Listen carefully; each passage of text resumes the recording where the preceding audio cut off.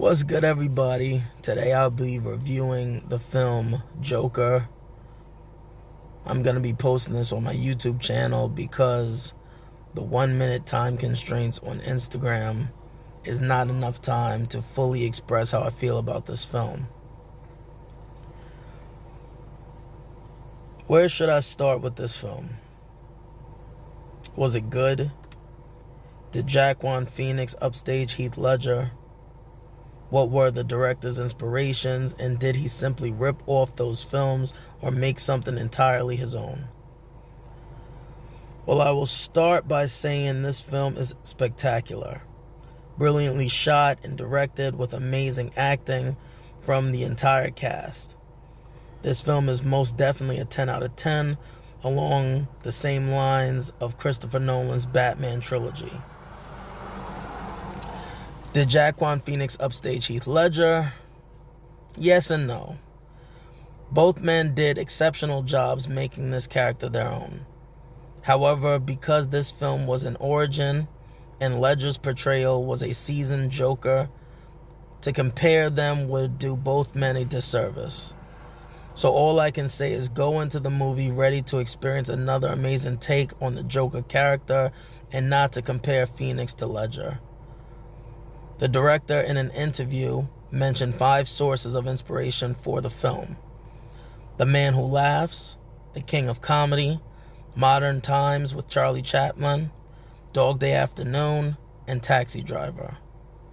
Personally, I recommend paying no attention to these films' inspirations and simply enjoy this movie for the masterpiece it is. Then, after allowing yourself time to process, go and watch those films and you be the judge of whether or not you see any similarities. Personally, I see similarities between 2. The Man Who Laughs, which is a film about a man who was disfigured so that he would have a permanent smile, and The King of Comedy, about a man obsessed over becoming a famous comedian and meeting and befriending his idol, whom he watches on television. These films are small trace elements within the Joker film. In Joker, Joaquin Phoenix has a medical condition that causes him to laugh uncontrollably, even though he's a miserable and angry person. If that's enough to say the film ripped off The Man Who Laughs, then to each his own. As for The King of Comedy, within the film Joker, Joaquin Phoenix is desperate for love and affection in more than one way. But in the case of Robert De Niro's character, he sees a father figure he never had, which is a theme that plays out with another male character in the film as well.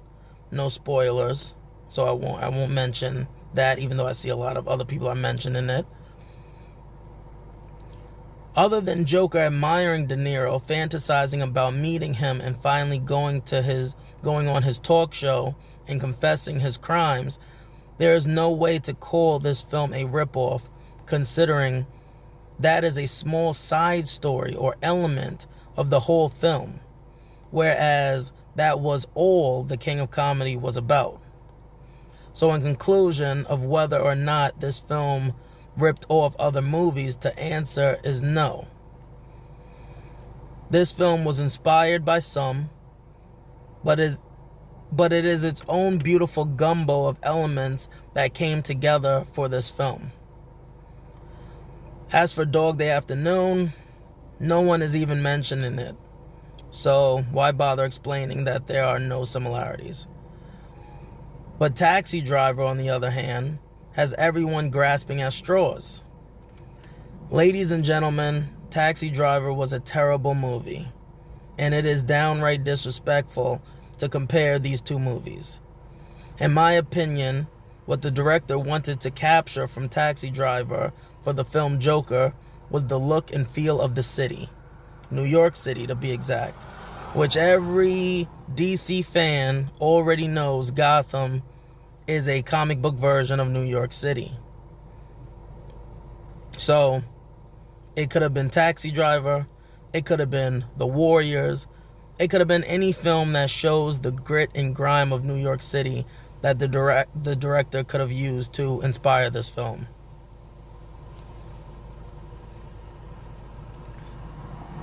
There are so many boneheaded movie reviewers that simply copy and paste their reviews based on what the mainstream idea is about a certain film.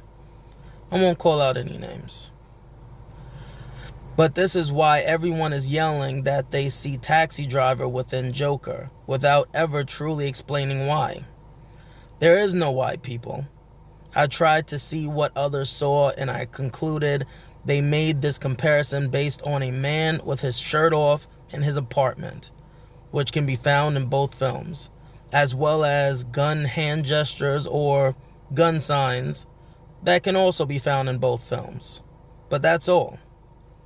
It's a reach comparing Thomas Wayne running for mayor and Palatine running for president and Taxi Driver, because Thomas Wayne running for mayor is so minute in the film you couldn't even call it a side story. I mean, seriously, it's said in passing. It's not a part of the story at all. But when, in the case of Palatine and Taxi Driver, running for president is 1/3 of the film. The film Taxi Driver literally consists of a prostitute, a girl that is helping in Palatine's campaign, and Palatine himself. These are the three people within Robert De Niro's life within that film that have a major part in the story. So you can't take 1/3 of a movie, transform it into a couple sentences in another movie, and then say that this film ripped that movie off. There is no comparison between these films, people.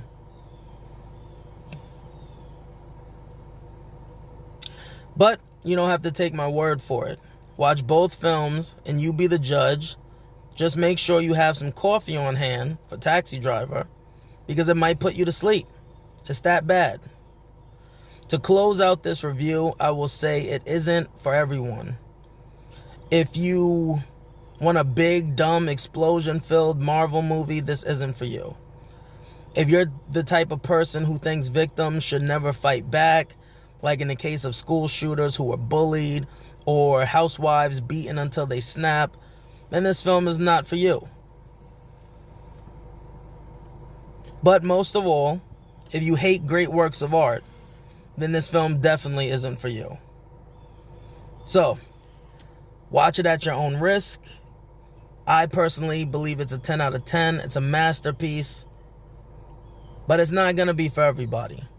Some people are going to go into this film expecting to see a comic book movie. They're going to want explosions. They're going to want loud action scenes and gun battles. That's not what they're going to get. Others are going to want to go into the film seeing the Joker portrayed as the villain, not as the hero. Because in society, we look at people who snap as psychopaths, and yet if those people ever told you what happened to them to make them snap, most people would just shrug it off and say, well, that's no excuse. You shouldn't go on a rampage just because some people, were bullying you or beating on you or whatever the case may be. So I can definitely see why there would be a lot of hate for this film. But if you simply go into it and watch it looking for great directing, cinematography, great acting, a great score, there is no way to see this movie as anything less than a masterpiece. Ideology aside, whether or not, you're a DC or Marvel fan aside, this is just a great film through and through. So, that's my review.